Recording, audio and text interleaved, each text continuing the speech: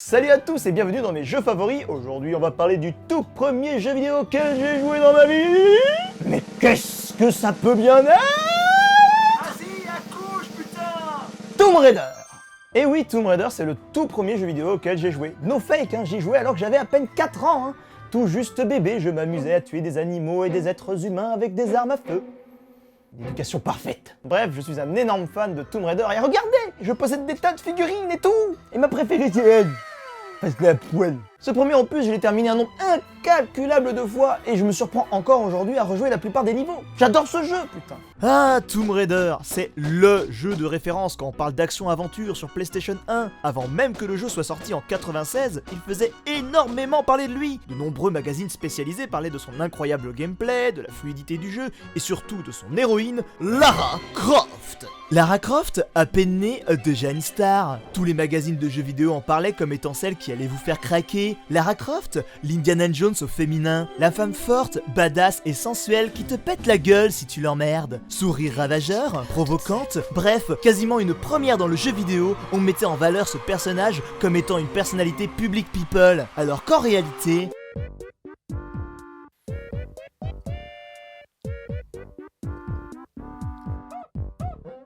Oh putain, les graphismes! C'est du jamais vu, j'adore. Sérieux, moi je bande. C'est femme, bon Dieu! Ah bah ça, il en fallait peu pour faire fantasmer les joueurs. Hein. Moi j'étais tellement matrixé que j'ai eu une érection pendant mon premier cours de trigonométrie au collège.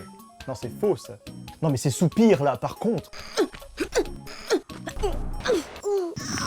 Tellement féminin, mais ça fait de l'effet quand même. Celui qui est à l'origine de Lara Croft, c'est lui, Toby Gard. C'est lui qui a poussé son équipe à développer un personnage féminin. Il est resté game designer sur toute la première génération de Tomb Raider sur PlayStation 1 jusqu'à...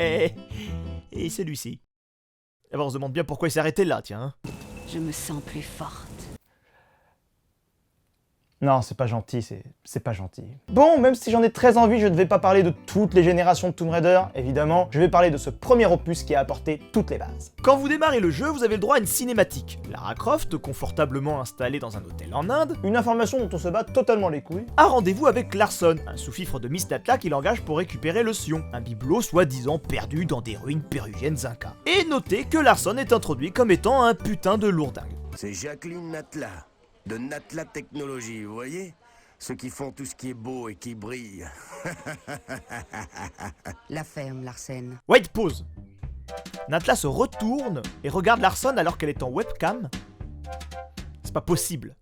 Ou alors c'est un mutant. Ah! Je dirais rien. Plus tard, Lara Croft va vite se rendre compte qu'elle n'est pas la seule à avoir été engagée. Seul un morceau du Sion se trouve au Pérou et un autre sous-fifre, Pierre Dupont, Pierre. Sale pollueur. Oui, il est français dans l'histoire, plus cliché, il aurait une baguette dans la bouche. a été engagé pour récupérer un autre morceau en Grèce. Alors le scénario est intéressant, mais plutôt classique hein, pour les jeux vidéo de l'époque, hein, faut se l'avouer. Hein. C'est le coup de l'objet sacré, divisé en plusieurs morceaux à travers le monde. Bref, c'est un prétexte pour faire voyager Lara Croft et la faire évoluer dans des univers très différents. Le Pérou, la Grèce, l'Égypte, l'Atlantide, ok.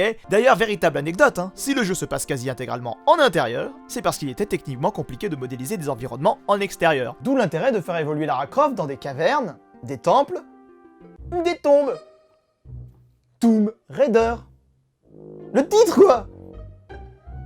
Non parce que Tomb, ça veut dire tondre en français. Ok, je ferme ma gueule. Et le paradoxe, c'est que néanmoins les différents environnements sont très larges, pour permettre à la caméra de respirer, d'éviter qu'elle se heurte aux textures, etc. Si Tomb Raider a été un succès, c'est aussi dû à sa gestion révolutionnaire de la caméra, chose sur laquelle la majorité des premiers jeux 3D, ils se cassaient les dents. Voilà, ça c'était pour les explications techniques un peu chiantes, maintenant on peut continuer à faire des blagues. Après la cinématique d'introduction, vous arrivez tout simplement dans le menu principal, soit vous pouvez directement commencer le jeu en sélectionnant le passeport, ou sinon vous pouvez faire de la gym.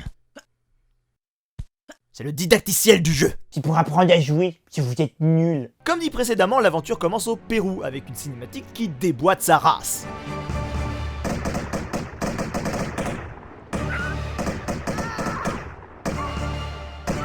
Où ça claque, putain! Les premiers niveaux sont faciles et appliquent progressivement les différentes mécaniques de jeu. Vous pouvez clairement marcher, sans déconner, hein, escalader, tirer, nager, etc.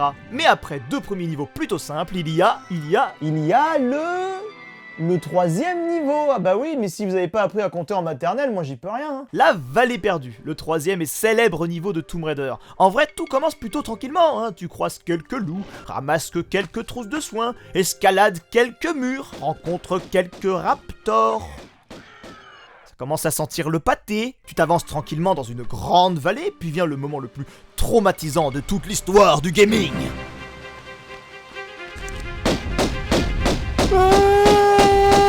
Un motherfucking T-Rex apparaît, sortant de l'ombre, faisant quasiment la taille de la putain de vallée. Un espèce d'énorme sac de PV qui fait extrêmement mal et qui peut littéralement te bouffer et te cracher comme une grosse merde. Une musique stressante, un passage du jeu terrifiant qui te prend carrément par surprise et qui a donné des sueurs froides à des millions de joueurs. Je rappelle que les 2 premiers niveaux, tu les passes tranquillou.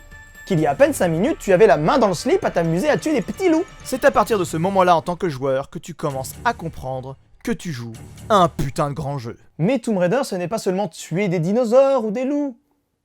On peut aussi tuer des êtres humains, on n'est pas des monstres. Lui par exemple c'est Pierre Dupont, hein. Souvenez-vous c'est le français dont je parlais en début de vidéo. Hey Pierre, mais qu'est-ce que tu fous là-bas? Alors Pierre Dupont est un humain bien relou, hein, car sa spécialité c'est de te flinguer la gueule. Mais dès lors que tu lui as suffisamment tiré dessus, il va se barrer pour revenir plus tard dans le niveau. Et pour se barrer, il va tout simplement se cacher derrière un obstacle et disparaître. Comme un putain de fantôme. Alors moi, mon activité préférée, c'est de pas le laisser faire. Ça veut dire que je le garde dans mon champ de vision et je lui cours après tout le temps.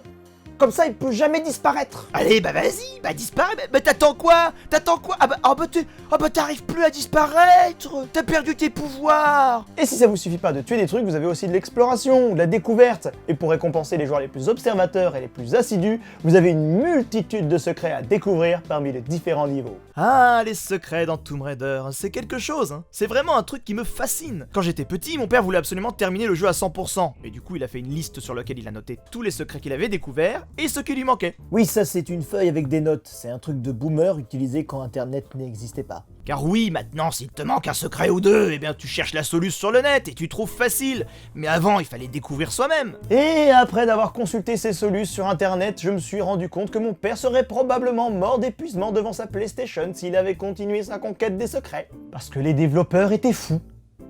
Ou sadiques, je sais pas. En général, dans Tomb Raider, un niveau comporte 3 secrets. Ah bah non, il y a des niveaux, ils en comportent un et d'autres 4 ou 5. En général! Tu comprends le sens de ce mot? Désolé. Bon, alors, nous disons 3 secrets en général. Bon, je peux plus avancer dans la vidéo sans qu'on me pète les rotules! On peut continuer? Un niveau comporte habituellement 3 secrets.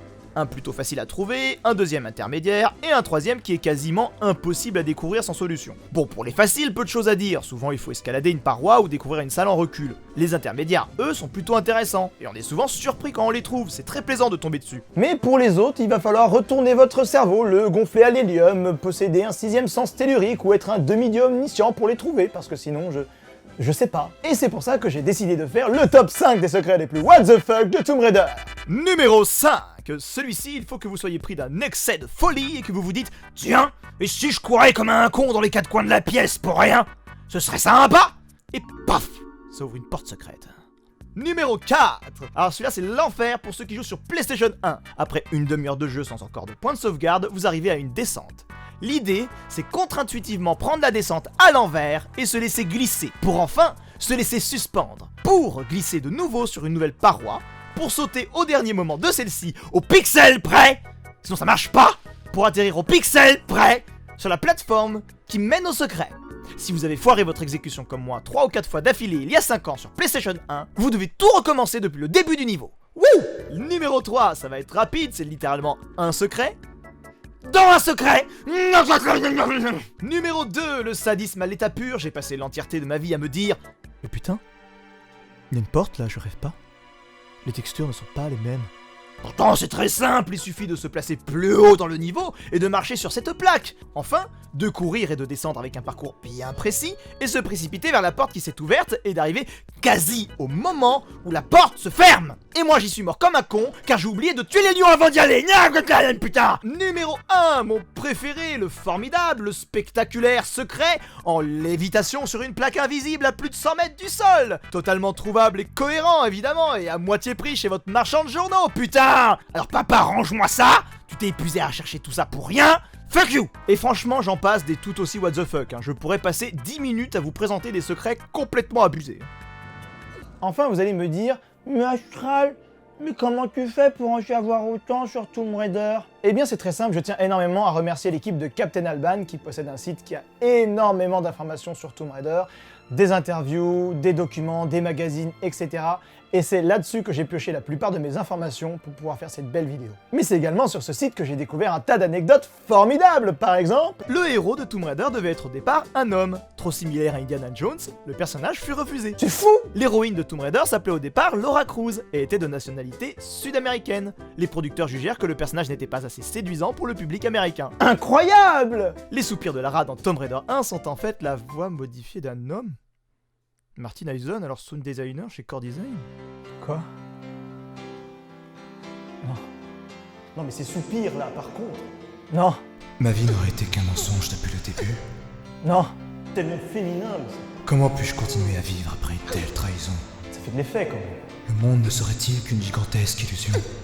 Combien de branlettes à remettre en question? Je me sens mal. Et voilà, cette vidéo touche à sa fin et j'espère que ça vous a fait plaisir. En tout cas, moi ça m'a énormément touché parce qu'on parle tout de même de mon premier jeu vidéo. Et il y a tant d'autres choses que j'aurais aimé aborder sur Tomb Raider, mais malheureusement je n'ai pas pu parce que je voulais pas faire une vidéo trop longue.